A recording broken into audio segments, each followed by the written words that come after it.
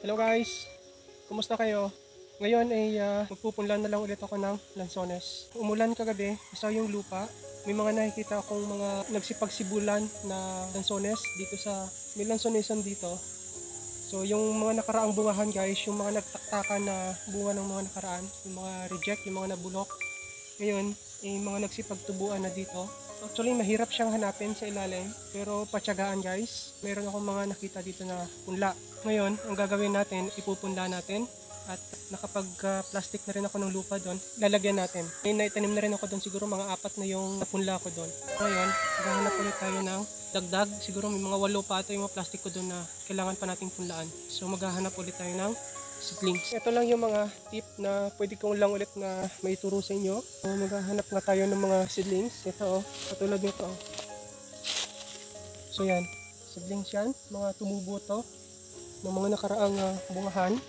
Nag-uulan nga, di ba? Ano? Ay, ito ang dami Ito, dami. Ito pa So marami dito So yan guys. Ito Yan.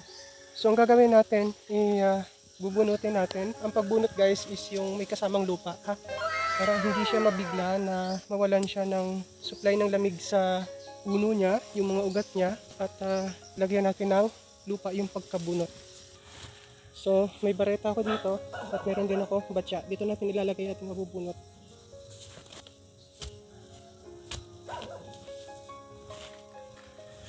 Ang diskarte natin dito guys is yung papilon. Pilon ni style, no? So ayan meron siyang lupa. So ayan na siya.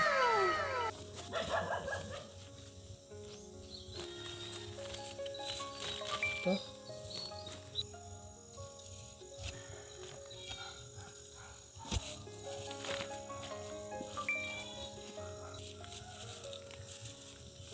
Apat.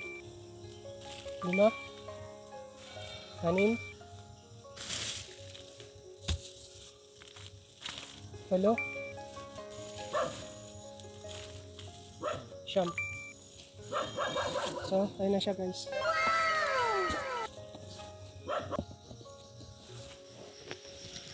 So, ano yung na-plastikan natin ng lupa kanina. At ito na rin yung ating na bunot na mga punla. So, tatanim na natin. So, ito. So yun guys. So ito lang ay pamamaraan lang din, no? Na kapag may nakita tayong mga seedlings na ganito, pwede natin siyang punutin o pilon, yung pagbubunot na may kasamang lupa, tsaka ipa-plastic. So ganun lang yung mga ginagawa ko dito guys. Nagpipilon lang ako, tapos ilalagay ko sa plastic na transplant ko, ililipat ko sa mga plastic na punlaan talaga. Tapos yung mga tinanim ko, mga buhay na. So, ganun lang yung mga diskarte na pwede natin gawin para magkaroon tayo ng ayos din na seedlings. Sariling sikap. Ngayon kasi wala pa tayong pambili. Ito lang muna yung remedy natin. Yung sariling sikap na muna na pagpupunla. So, ito na. Tapos, aalagaan lang natin siya ng dilig. So, dilig lang ang katapat niyan. Buhay yan. Ang lansones, basta lagi lang basa yung lupa niya, yung puno niya, mabubuhay yan. Walang hindi. Pagandahan lang dito guys sa amin kasi maraming puno dito ng lansones na kagaya nga yan, mga nagsisipagbungahan. Tapos may mga after ng bungahan, yung mga nagtaktakan na bunga, tutubo at tutubo yun, walang hindi. Gaya nga nito. So, ayan. Kapag mga nagsipagtubuan na, pwede natin tong gawin. Ayan o.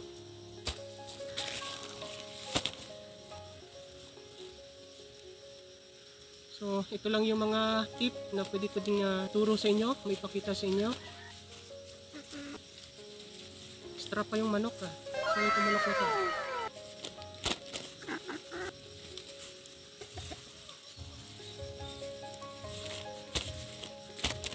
So guys, siyam pala yung ano natin, plastic na may lupa.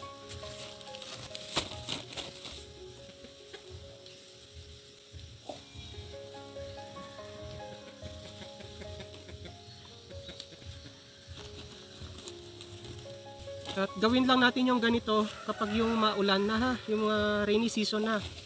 Kasi kapag tag-init, At wala tayong enough space na yung makulimlim, no? Yung iba kapag sa mga nursery, meron silang mga tawag doon, yung pinakatabon, yung parang manta. Yung iba screen, yun yung ginagamit nila, pampalilim dun sa mga tanim nila. At yun ay naalaga ng dilig. So kapag tong sa mga ganito lang, na mga small time lang, ito ang gawin natin. Tuwing rainy season natin, gagawin. Para hindi tayo mahirapan sa papabuhay. Kasi kapag mainit, sigurado patay ito. Tapos wala ka pang enough supply ng tubig, ay wala kang aabutin.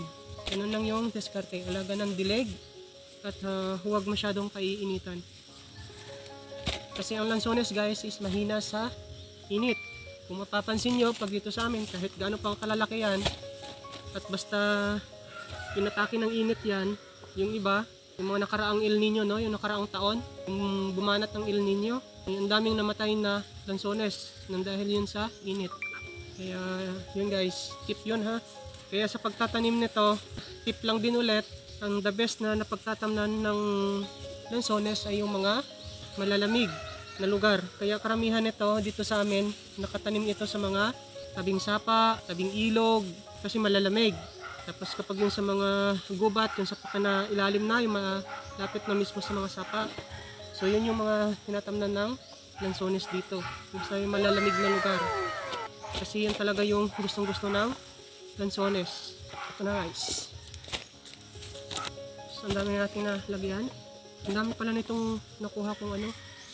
Ang laki nito, oh, mabubuhay kaya ito.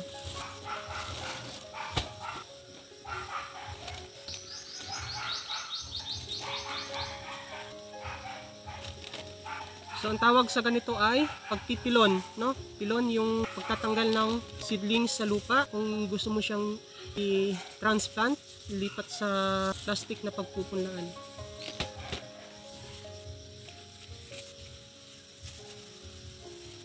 Pag ito lumaki guys, ano to? Padudugtungan ko din to. Pababadingan ko din ito para ganda din yung punla natin. Maganda yung siyang pantanim.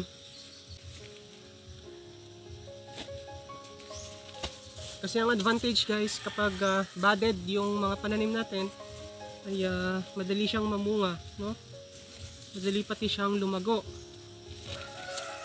So, yun po yung purpose ng pagbabudding.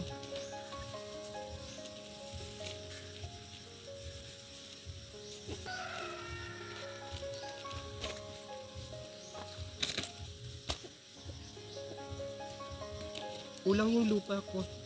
Kulang yung plastic na may lupa. May dalawa pa ako dito.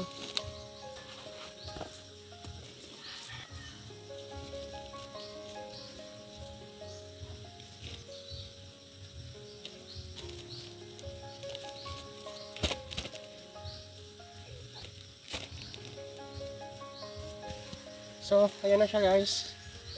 So, ayan na, no? So, bali siyam ito. May dalawa pa ang natira dito. So kukunan ko siya ng plastic ulit at lalagyan ng lupa. So ayan na siya guys. Yan. Yung mapapansin nyo, yung mukyok na yung iba, oh, no? So didiligan natin. So yun lang muna guys. Please keep supporting me by playing all my uploaded videos, both in my FB account and YouTube. At thank you for watching. See you on our future vlogs. Bye!